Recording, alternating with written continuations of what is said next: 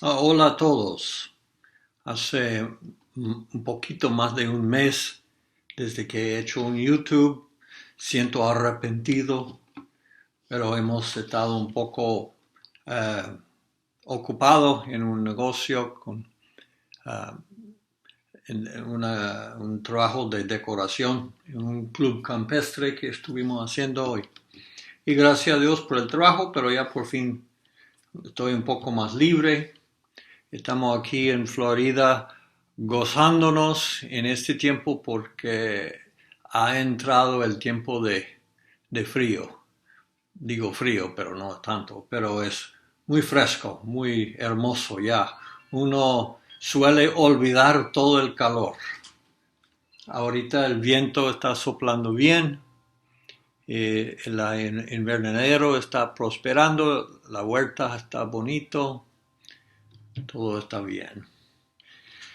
La vida está tranquilo, afuera de que estamos en medio de una pandemia y nos hace mucho falta viajar y ver mucho de ustedes con tantos deseos, tantos deseos. Estuve hablando con Ken, la mayoría conocen a Ken, y él le enviaba muchos saludos. Él también está muy inquieto, quiere volver a conocerles, visitar, pero así esperamos a que Dios dice y esperemos que sea pronto, ¿no? Uh, Hoy un poco informal, no tengo algo bien pulido, bien ordenado para presentar, pero siendo que ha pasado tanto tiempo, voy a resumir un poquito de lo que hemos estado hablando en la iglesia, en el grupo aquí, lo que hemos estado tratando, uh, investigando y meditando. Y les voy a decir desde encima, les voy a predicar el mensaje de prosperidad. Hay muchos que se ofenden este mensaje porque han visto el fingido que realmente no es el mensaje verdadero de prosperidad y han visto en vez del mensaje verdadero han visto un monstruo, una perversión. Pero yo los voy a predicar, enseñar, vamos a hablar sobre el mensaje verdadero de prosperidad. Y de hecho que ojalá que cada uno de ustedes son creyentes en la prosperidad y desean la prosperidad, porque si no, las consecuencias son bastante graves. Tenga paciencia y le voy a explicar. Entonces, pero he dado como 3, 4 mensajes en la iglesia sobre esto. Entonces, este va a estar seleccionando de estos para darles la idea. Voy a comenzar leyendo en el Lucas 10. Dice en 25, y aquí cierto intérprete de la ley se levantó y para ponerle a prueba dijo, Maestro, ¿qué haré para heredar la vida eterna? Y él le dijo, ¿qué está escrito en la ley? ¿Qué lees en ella? Peligroso hacer preguntas a Jesús. Respondiendo él dijo, amarás al Señor tu Dios con todo tu corazón y con todo tu alma y con toda tu fuerza y con toda tu mente y a tu prójimo como a ti mismo. Entonces, amar a Dios, amar a tu prójimo. Entonces Jesús le dijo, has respondido correctamente, haz esto y vivirás. Y sigue un parte un poco interesante, dice, pero queriendo a justificarse a sí mismo, dijo a Jesús, ¿a quién es mi prójimo? Como que la gran reto aquí no es amar a Dios con todo mi corazón, el gran reto es identificar cuál es mi prójimo. Yo prefiero tratar de identificar mi prójimo en vez de la gran tarea de amar a Dios con todo mi corazón, toda mi fuerza, con todos mis pensamientos, mis emociones. Bueno, entonces, él dice, están hablando de mandamientos y y él dice, esos son los más importantes. Y es interesante a mí en Éxodo 20, donde el Señor dio los famosos 10 mandamientos. Enseguida, los próximos versículos después de dar esos 10 mandamientos, los próximos versículos en Éxodo 20 se habla sobre cómo construir un altar, cómo era que los israelitas deben de construir su altar para adorar en todos sus caminos. Y es algo interesante. Voy a buscar ahí para que lo investigamos un poquito. En Éxodo 20, comenzando en el 22. Dice, entonces el Señor dijo a Moisés, así dirás a los hijos de Israel, vosotros habéis visto que os he hablado desde el cielo. No haréis junto a mí dioses de plata ni anillos de oro, ni os los haréis.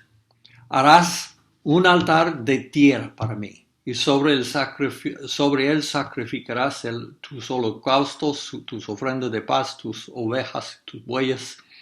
En todo lugar donde yo hago recordar mi nombre, vendré a ti y te bendeciré.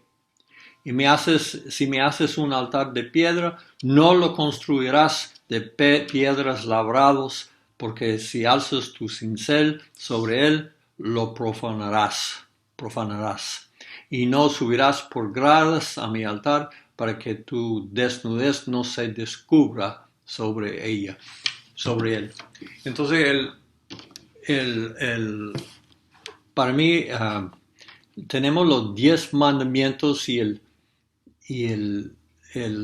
intérprete de la ley vino a Jesús pidiendo cuál era la ley importante de obedecer para tener vida eterna, y Jesús le hace entender que realmente había 2 importantes.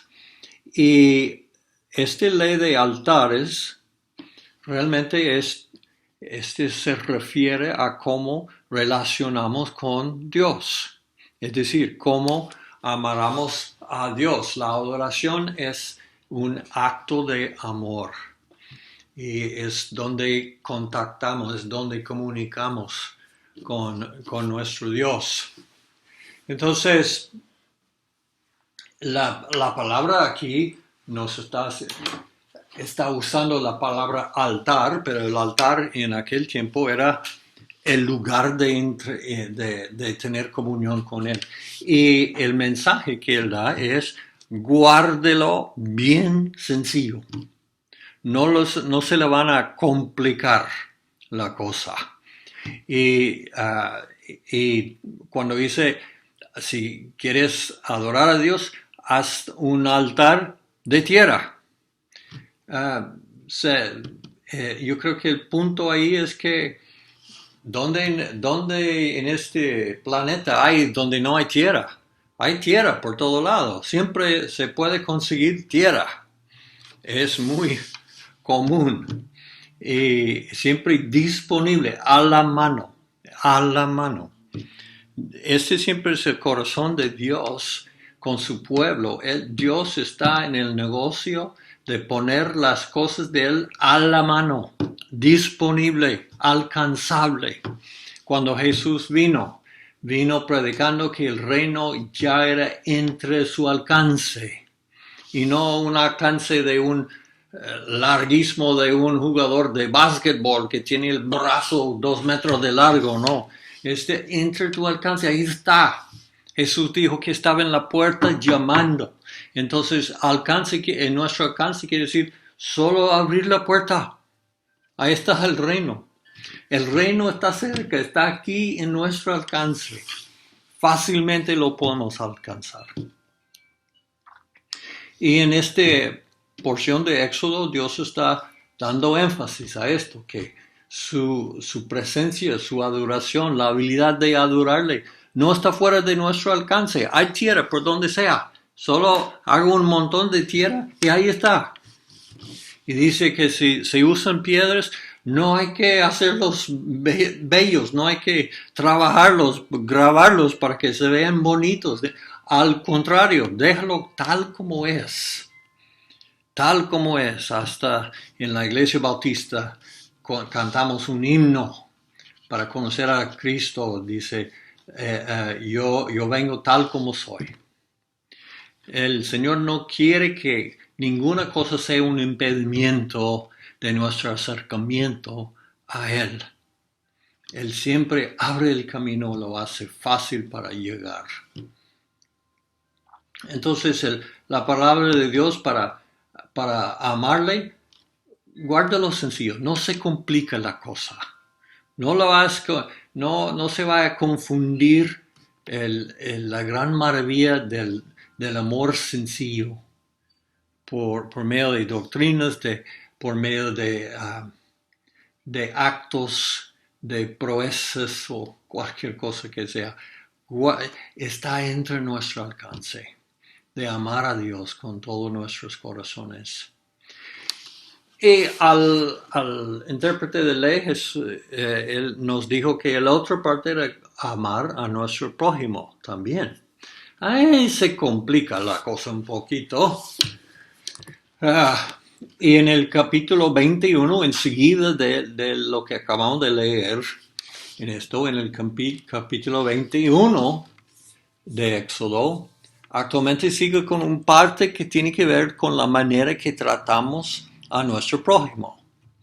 Y dice, entonces estas son las ordenanzas que pondrás delante de ellos. Si compras un siervo hebreo, te servirá por 6 años, pero al 7º saldrá libre sin pagar nada.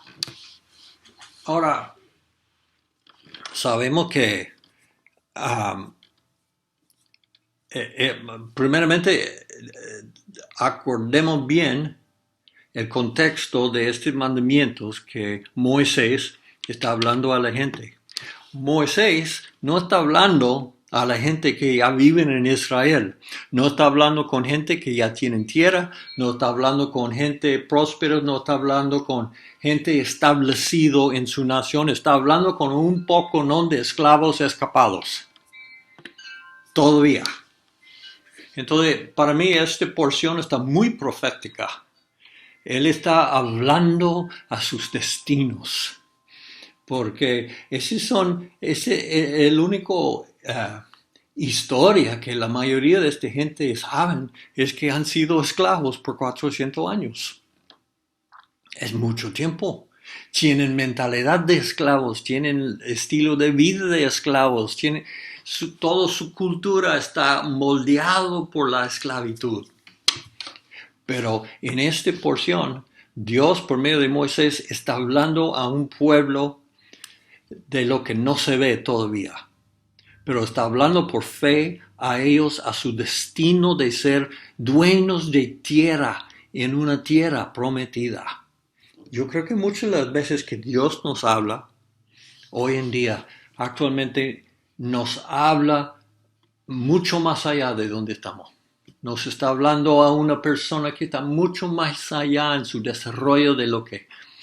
Si él muchas veces me ha hablado algo en profecía y me ha sorprendido que la grandeza de lo que me dice, pero no veo cómo, ni cómo sería posible eso, pero es porque él está hablando a la persona que soy, pero no he alcanzado todavía. Y él está hablando a su gente, está hablando a esta gente como si fuesen dueños de tierras. Y el punto aquí es amar a nuestro prójimo, ¿recuerdas? Él está mostrando cómo se mueve el amor cuando estamos amando a nuestro prójimo. Y dice que si compras un hebreo como un siervo, bueno, la única manera realmente que un hebreo podría ser amo de otro hebreo es por medio de la deuda.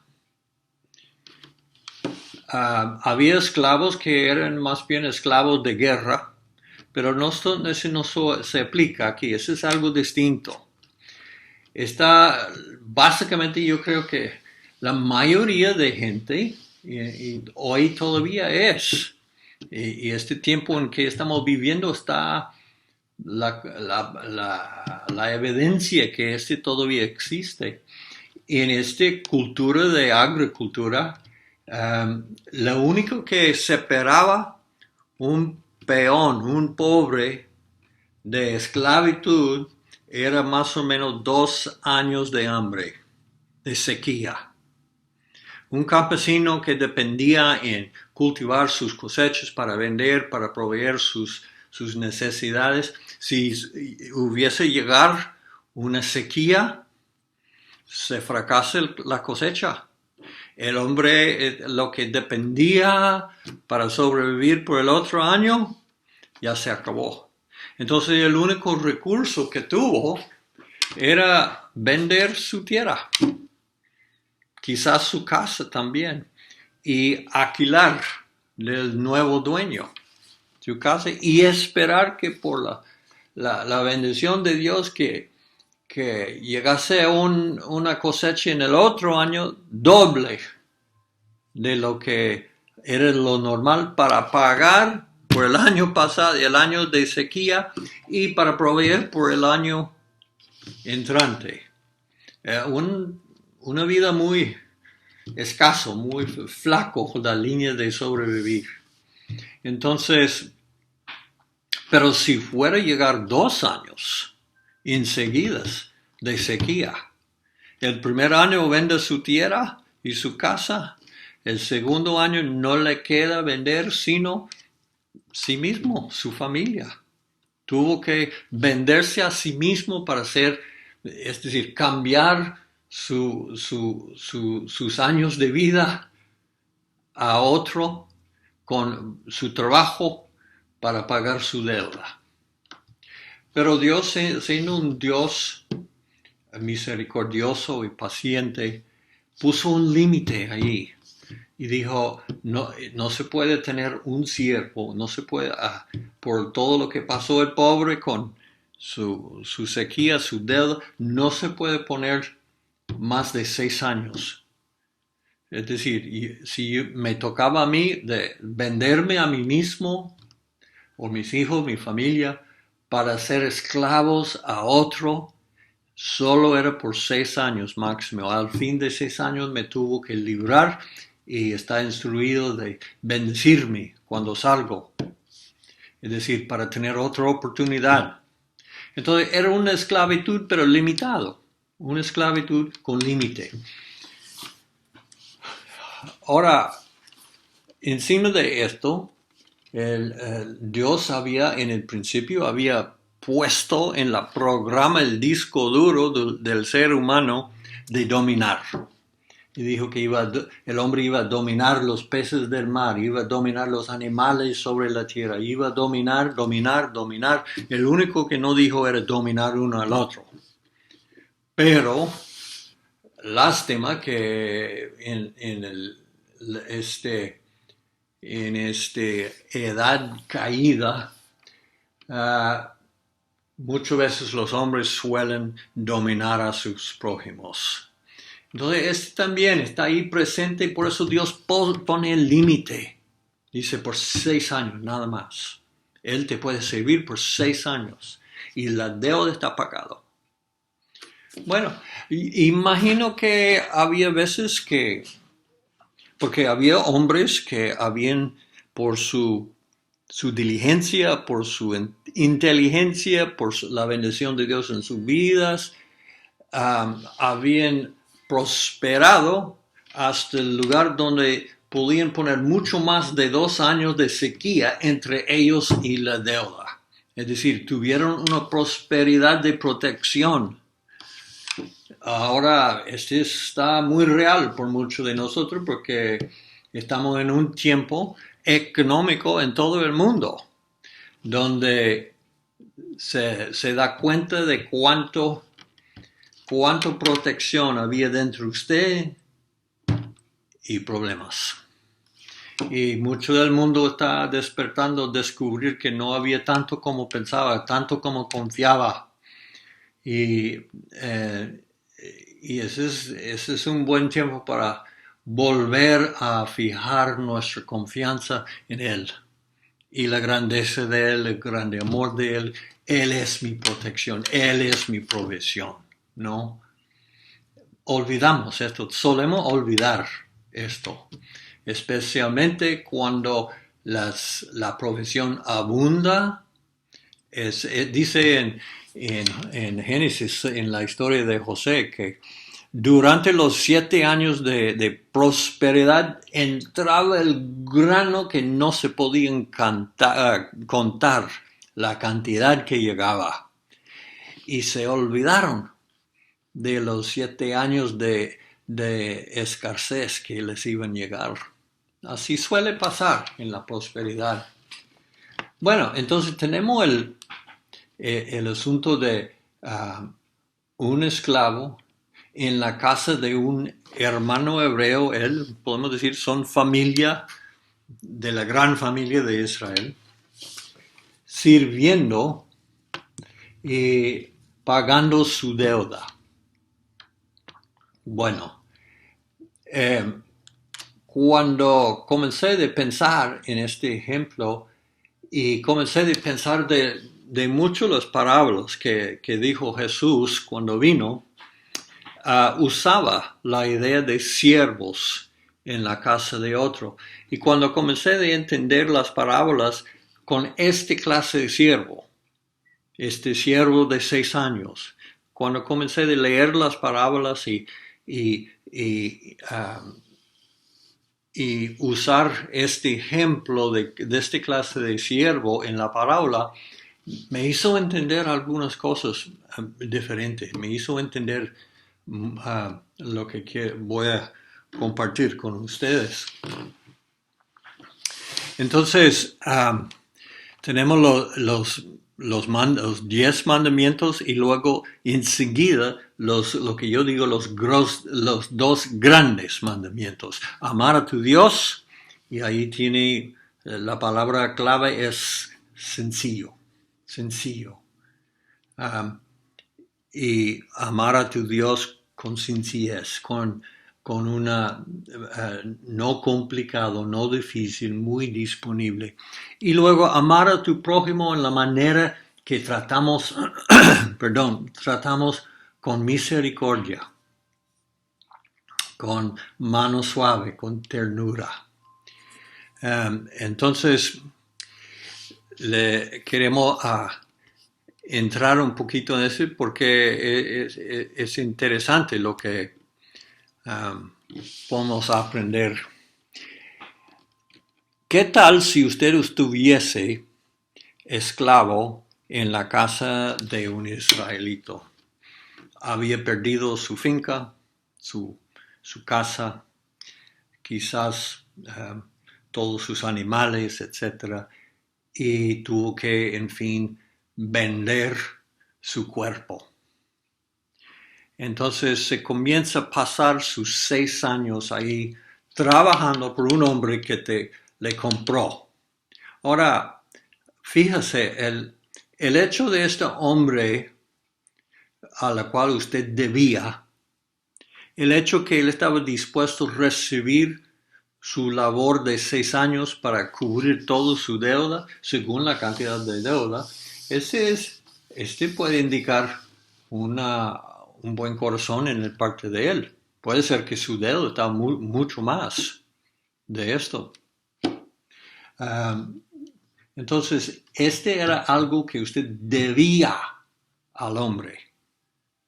Él no estaba aprovechando de su vida en un sentido, estaba ayudándote. Bueno, las parábolas hablan de diferentes clases de siervos. La parábola más famosa es la palabra de la distribución de talentos, que el dueño tuvo que ir en algún viaje Y entonces distribuía unos dineros, un talentos a 3 siervos.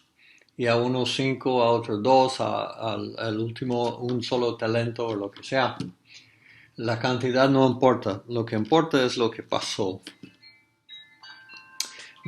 Sabemos que de los 3 siervos, 2 de los siervos, sin ser mandado directamente de hacerlo, tuvieron la inspiración de decir, tengo aquí algo que puedo invertir. Lo que me entregó tiene poder. He visto, he observado a mi amo, lo que él hace cuando se encuentra en su mano, algo que tiene el poder de multiplicarse.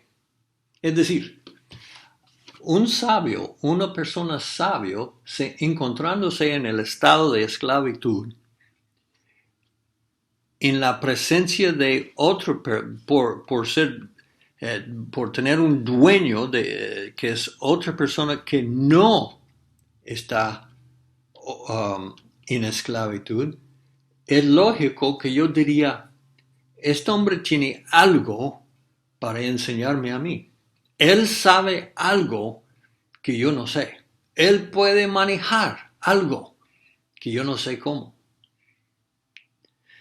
Este sería lo lógico. Y un sabio comenzaría de observar a su amo y anotar qué diferencia, qué decisiones hace, qué hace en este caso, qué decisión hace en tal caso, cuándo se vende, cuándo se compra.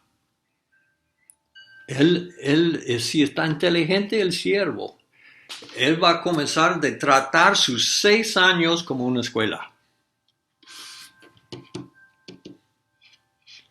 Había uno que no lo trataba como una escuela. Había uno que en vez de despertarse y darse cuenta que todavía podía aprender algo para cambiar su vida económica, en vez de esto se amargaba. Se amargaba a su amo que había pagado su deuda, que había recibido su trabajo en vez del dinero. Se amargaba.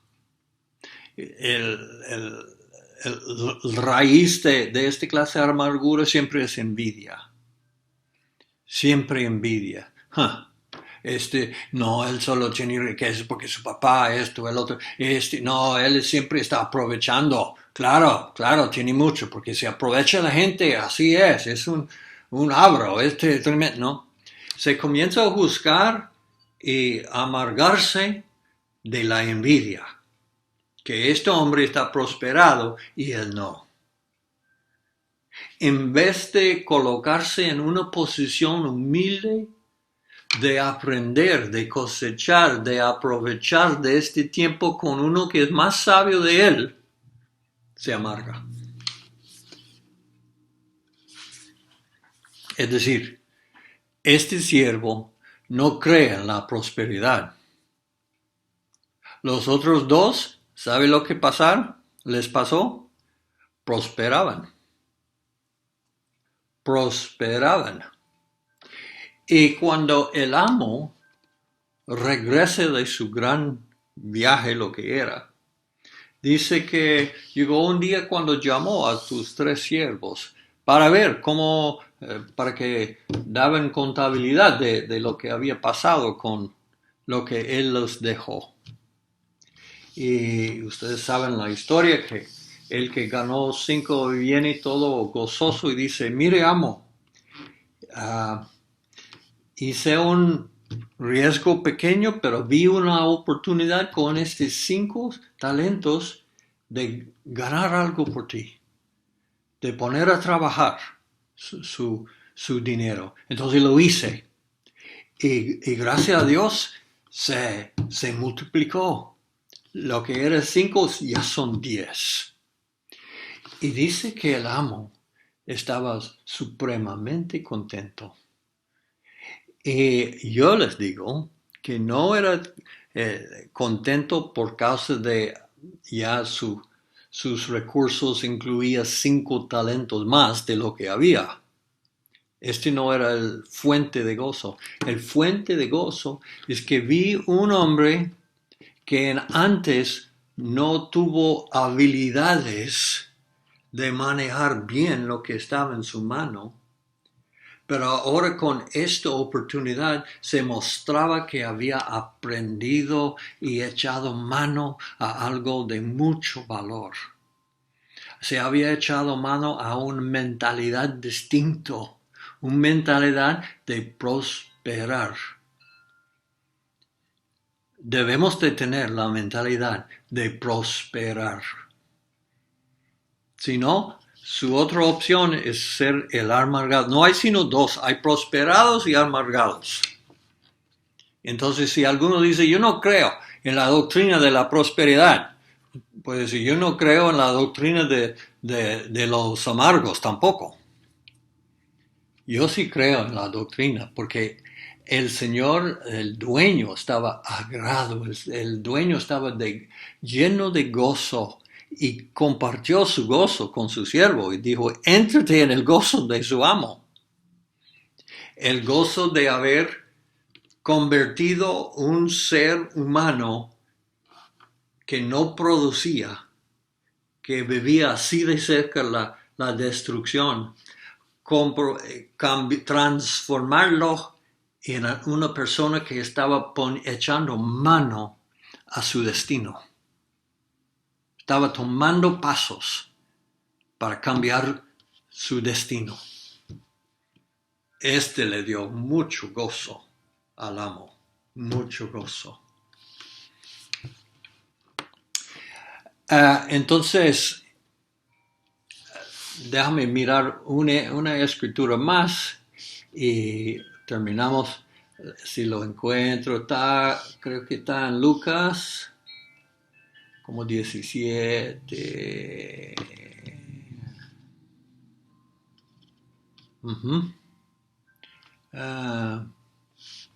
Lucas 17, versículo 7.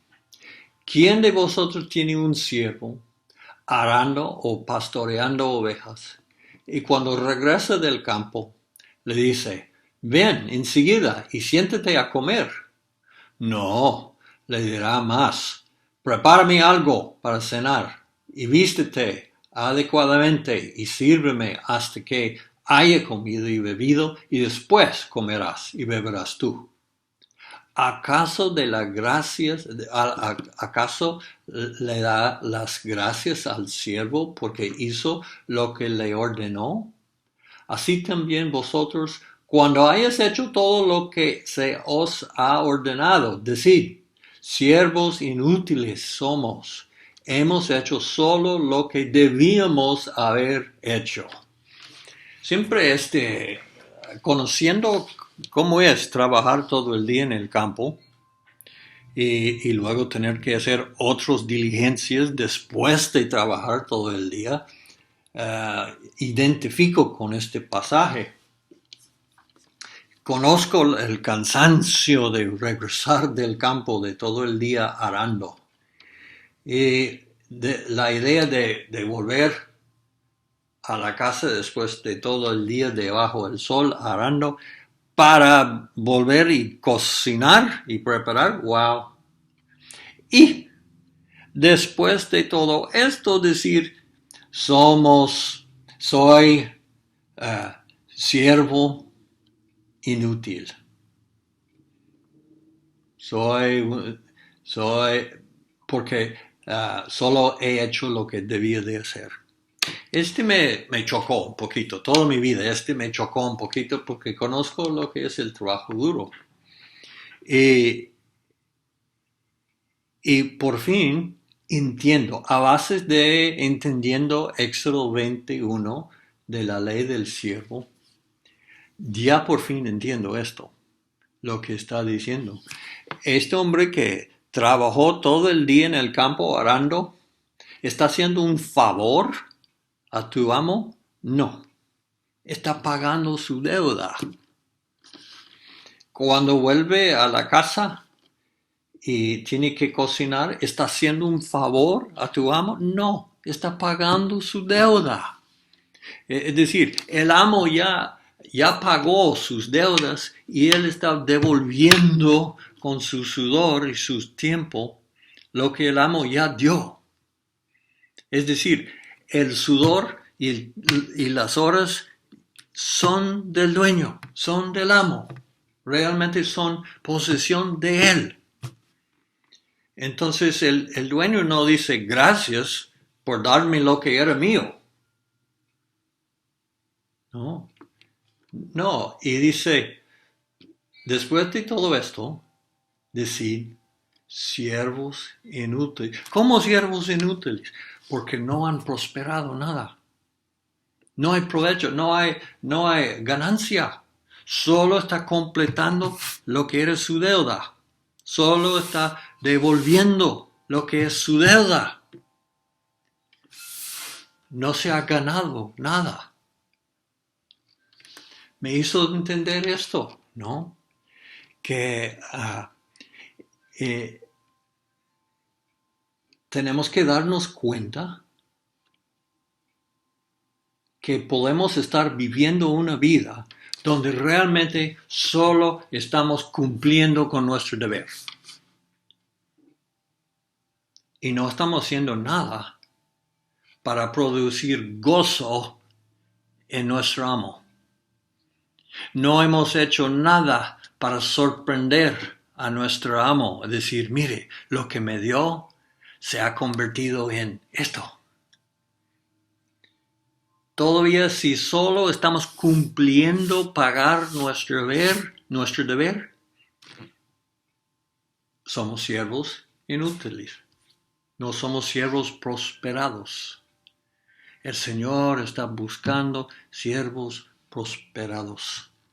Él quiere que cada uno de su gente no solo cumplan lo que es su deber, siendo un buen cristiano, es decir, yo no puedo decir, Señor, he sido fiel a mi esposa toda mi vida, como si este fuese algo de aprovecho, de ganancia.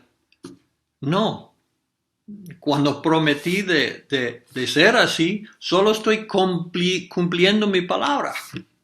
Ese no es ninguna ganancia, ese no es ningún atributo, no hay provecho ahí. Y estoy viendo que realmente el reino de Dios consiste en vidas prosperadas, vidas de ganancia, vidas útiles, vidas que traen gozo al amo, vidas que prosperan, que el Señor puede decir, mire, sembré semilla en la vida de esta persona, él mire lo que me dio. Es decir, siempre más de lo que él había dado. Uso lo que él me dio para ganar más. Ahora, ya pasó el tiempo, pero la próxima vez cuando hablamos de esas cosas, vamos a mirar algunos ejemplos de cómo podemos pasar de este nivel de ser siervos fieles, pero inútiles. ¿Cómo podemos pasar de ahí a otra etapa que se llama prosperidad? ¿Sí?